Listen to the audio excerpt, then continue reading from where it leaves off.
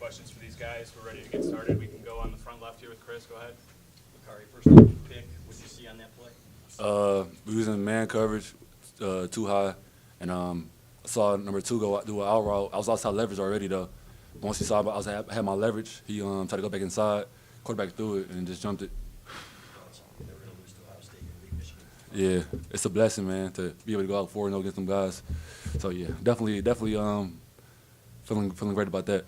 In the middle there, Charlie. Davis, can you just describe the emotion of winning this game today? Oh, it's hard to really put into words how much it means to this group. We talk about it, 365 days a year, and talked about it since I've been here. Coach Harbaugh started that. Coach Morris kept it going, and this game means everything to us. And, things haven't gone exactly how we wanted them to, no doubt, over the course of the year. But, man, just so proud of this group. O-line, Kalel, his defense, Makari. Man, they really stepped up and played an incredible football game. And man, just, don't have enough words to describe how proud I am of all of them. With the win, you go not just from the 7-5 and 6-6, but 7-5 and you beat Ohio State. Do you think this changes your perception of the season significantly? Yeah, our goals every year is to, beat our rivals, beat Michigan State, and beat Ohio State. And, we accomplished that goal. So that's really important to us. And, get to come in here and get a win in this sort of environment against a good football team was it was a great feeling. Front right here, Dennis. Could both you guys describe just what happened in the melee afterwards? How does it look to you guys? I had a youth coach tell me once whenever there was a fight on the field, just walk the other way. So did that against Michigan State when they started getting chippy, and looks like, Ohio did the same thing, and so I didn't see any of it. The game mean a lot to both teams, so emotions high after the game, so that's really what it is. They came running over, the Ohio State players came running over afterwards. You guys or somebody tried to plant the flag, I think, in midfield. Do you think that had anything to do with it? Maybe. Front row, Tony. Not a lot of, in the last 3 years, some people were picking you guys, some weren't. This year, not a lot of people were picking you guys. How much does that add to the sweetness of this moment, especially for you guys? We're not listening to what other people are picking or who they think's going to win, or what they thought we were going to do or not do. At the end of the day, you just got to win the football game. And when you get in a game like this, it doesn't really matter what anyone else is saying. And maybe they were listening to it too much, because I know we were prepared and more than ready to go out there and play our best football, stay focused on what we had to do to win the football game, and man, we did that. If you guys could speak to just the margins that you had to have to win this one, whether the turnover battle, the kicks going right, did you know it was going to need to be real clean like that? Yeah, we knew we had to get the ball off the offense, off of their offense. That's something we tried to do this week. We planned on that, and the goal for the DBs by themselves was a +2. So we got that done, and we won the game. So. Standing to the right here, Angelique. Davis was shorthanded, no Colston, and then Donovan's out the second half. Can you speak to the performance that Kalel had and get picking up a couple of key those third down versions on that side? Really unbelievable, superhuman from Kalel, especially on that third down, being able to shake a guy off and really just want it more. That's what it came down to, and he wanted it.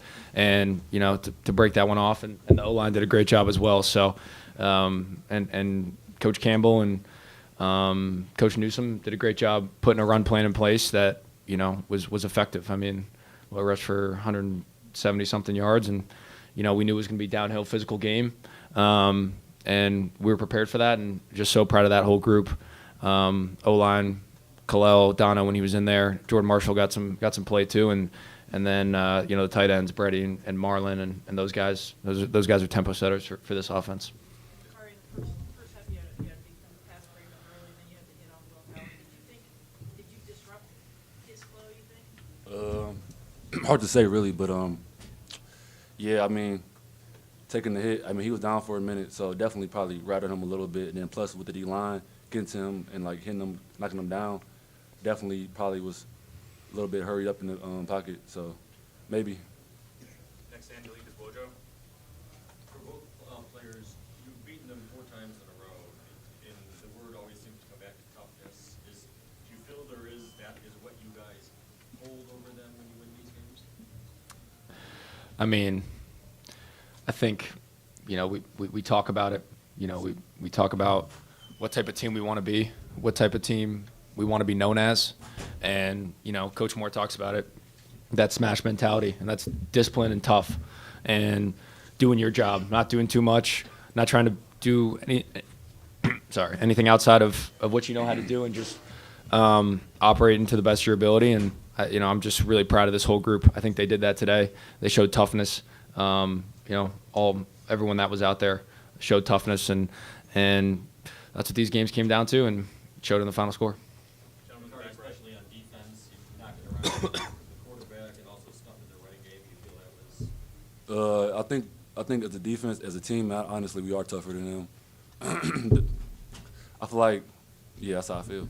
Yeah. Gentlemen, back right. Was there a certain just kind of moment in the game you guys felt that confidence that you came in playing with that was overriding maybe OSU's ability to play just as far as their talent level was concerned? I mean, I thought on that offensive drive in the first half when we were going into the wind, and we drove right down the field, and I think we started our own, within our own 10-yard line, and went down there and, put ourselves in a good spot. And I think, just with that gave us a lot of confidence. Picked up some third downs on that drive and really got things moving. And I think that was, I can't speak for the defense, but I think that was big for the offense to get some stuff rolling. Front middle. I think before the game, it kind of like gave us that, like, we knew like they really didn't want to. Well, they probably didn't want to, but they probably they tried to look tough. They tried to stare us down, but we knew in our head like they really didn't want to come out here and play us. For each of you, in light of what happened after the game today, what do you think about the concept of losing gracefully? I mean, I think we talked about it all week, being disciplined and letting our play on the field do the talking, and, through the echo of the whistle. I think, we had that one, on sportsman, offsetting one, which, those are going to happen in games like this. But I think as a unit, as a team, we did a great job of that. What happened at the end, I can't speak for that, but, we're going to win in your house, and we're going to plant the flag. You should have done something about it, All right, standing up to the right, Aaron McVay. For both of you, could you speak to the idea of being Ohio State, keeping them out of the Big Ten title game, and creating some doubt in the foundation of the program? I mean, I can speak for just beating them right now. Beating them was enough for us to be satisfied and happy. Not really to focus on their postseason goals and whatever, but just beating them today was our main goal. All right, we got time for two more. Back left, Zach. For both of you guys, you've been asked to bounce back as a team and stay together through a lot of losses and downs this season. How much did that prepare you for this game where there were a lot of emotional ups and downs and kind of adverse moments? I think it was huge. Coach Moore has a term called FIDO, which is F it and drive on. And that's, speaks to this group. We always talk about it. Whatever happens, it's that next moment mentality. Each play, each day, each game is an independent event and has no bearing on the last play or the next play. And Coach Trest does a great job of that in the weight room, always throwing us off guard and different things. And I think that just, that helped us when we got in this game, and in a game like this where there's a lot of emotions and up and downs, and just FIDO. All right, last question for these guys in the middle from Noah. Yeah, Davis, just for so much of that second half, the offense couldn't get in the end zone, but the defense consistently gave you chance after chance. What did it mean to have that support, and how did they help you, get there finally at the end? Oh, I mean, Kari and that whole group, they won us this football game, no doubt. The way that they played against that offense, they did an incredible job.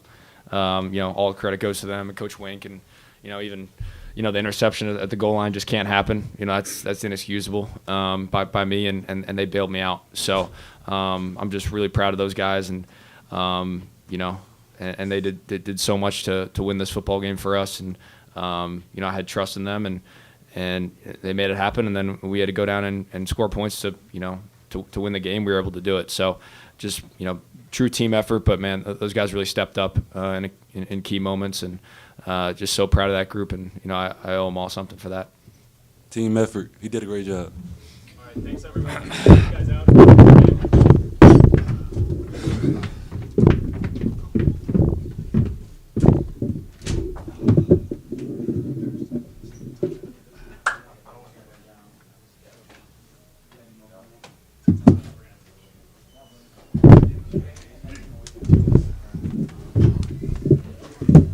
We get started with Coach Moore. If you guys have a question, make sure you raise your hand. I'm starting to right with Dennis. Sharon, congratulations. At the end, was there any fault to be had on either side?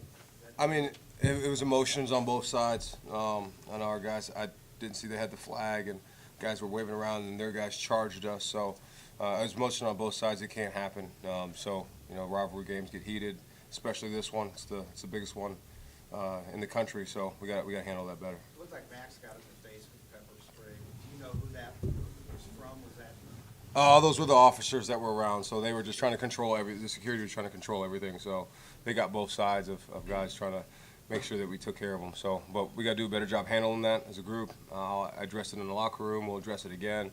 But that's both sides. What does that say about the rivalry? It's a heated rivalry. It's one that, we all talk about it. They talk about it. We talk about it. It's in my office. I walk in, and the first thing I see is Ohio State. What are we doing to beat Ohio State today? So it's something you think about 365, and, we're excited we won the game. Very excited for winning the game and proud of our guys. Chris? Coach, this game's usually won and lost in the trenches. Can you just talk about how your defensive line played and then also your offense? I mean, I think our defense played outstanding. You held a high-powered offense again another week to 10 points, 77 rushing yards.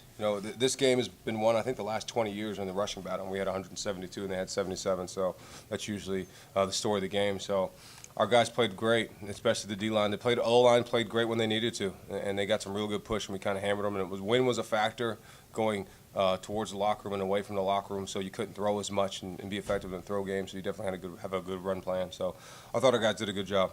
And then just Kalal's run, what you see on that, and just the will. I mean, it's like the USC run all over again. You got people tackle him in the backfield, and he's hard to bring down.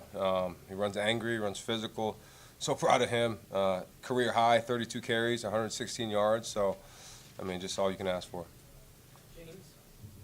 Sharon, how important is maintaining emotional composure in this game? How do you guys preach that message? Yeah, I mean, you talk about playing with discipline and not emotion, and there's a couple times, and it happens in these rivalry games, especially this one every year. There's always some some talk, some extra things going on, and you got to control that. So it's all about the emotions in the game. You can talk about it, you can do that in practice, but it's completely different when you get in the arena with the opponent. So you just got to completely, we got to do a better job of doing that, and so do they. Given what happened after the game, easier for you to speak about when you're sitting in the winner's chair, but how important or what do you think of the concept of losing Grayson? Yeah, I'm not, we didn't lose, so we won. So I'm not going to worry about losing. Noah? Sharon, obviously, you got the win as acting head coach last year, but first year as head coach of Michigan, beating Ohio State. What does that mean for you and just everything that you've done? It means everything, but it really is all about the players. Like I said in the post game, the Mason Grahams, the Kenneth Grants, the Josiahs, the Derricks, the TJ guys, the Miles Hintons, the Josh Preeby's, Crippens, Gio, Evan Link, those guys up front. We talked about it all week. It's going to start up front, and the trenches win the game. And it's not really about scheme. It's not really about technique. It's really about the will and the will to want to put your man in the backfield or put him across the line of scrimmage. And that's what we preached all week, and that's what those guys did. Lise? The game was won by a field goal. Ohio State missed two throughout the game. Can you talk about your trust in Spada? He's the man. He's an absolute animal. Just great kicker.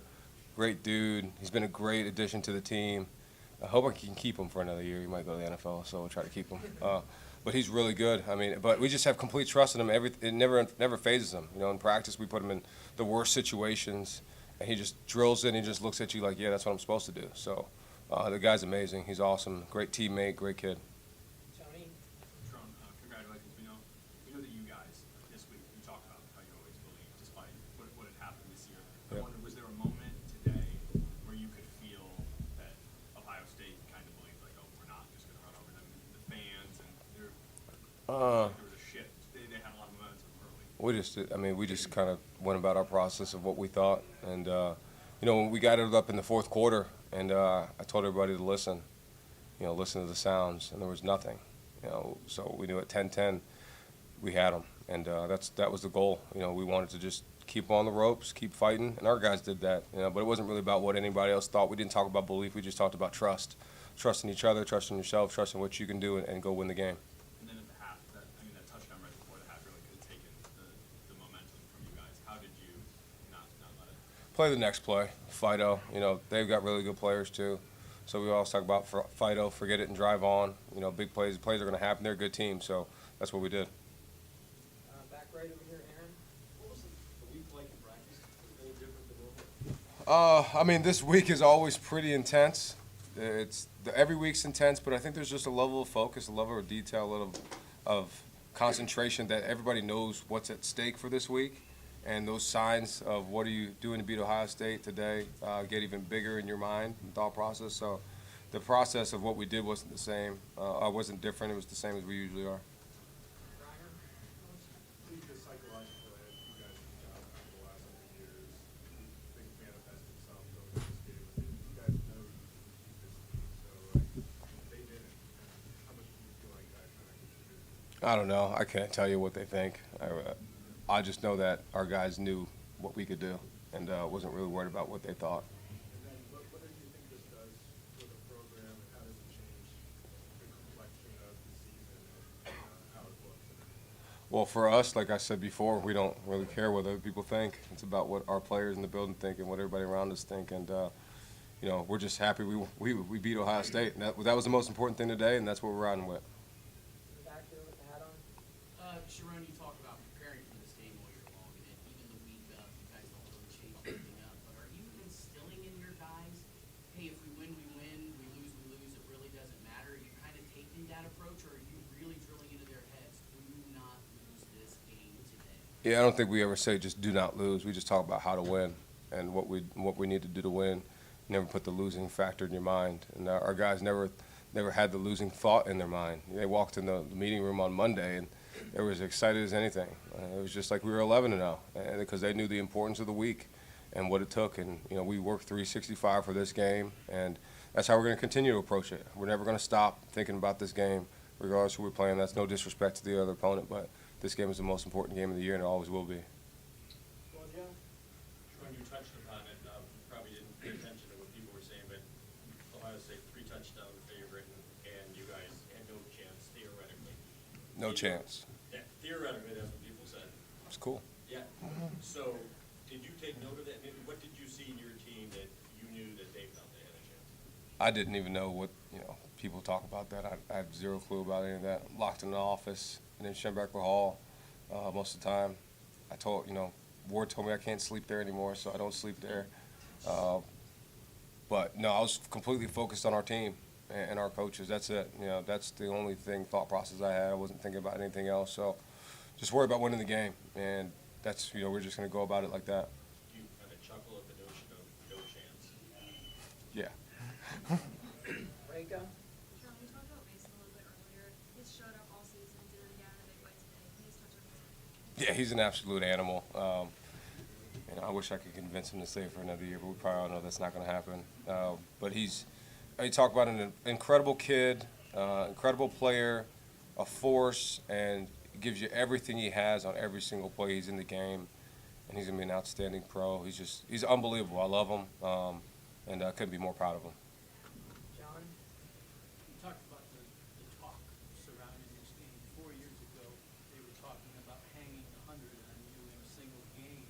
They haven't gotten there, added up over 4 years. Didn't know that. How Michigan's asserted itself in this series? I think just our mindset of how we attack it. We started really in 21 with Coach Harbaugh and putting it all over the building. It's a constant thought process, and how we practice, what we do when we practice, of thinking about this game, how we build our team, what we do, and it'll continue to be that way. We're going to continue to build this team, the foundation of who we are, this culture around winning this game, and that's what it's got to be about. Austin, you had a moment with Davis out of leaving the podium. Can you share what you said to him and just what this moment was? Yeah, I mean, he's talking about the pick, and I told him don't do that again. Don't talk about that again. He played so good. I mean, you talk about how much he moved our team down the field on third down. He was elite. You know, he was really, really good. And the one pick was low, but we got to be in the right spot spacing wise. So it's not all on Davis. You know, people probably try to criticize him, and I'm not going to read anything, but I could tell you this dude played his heart out for this team and gave everything he could for this team to be the quarterback and go win here. Well, nobody probably gave him a chance. You know, nobody gave him a chance in life. And he's where he is now is success in itself.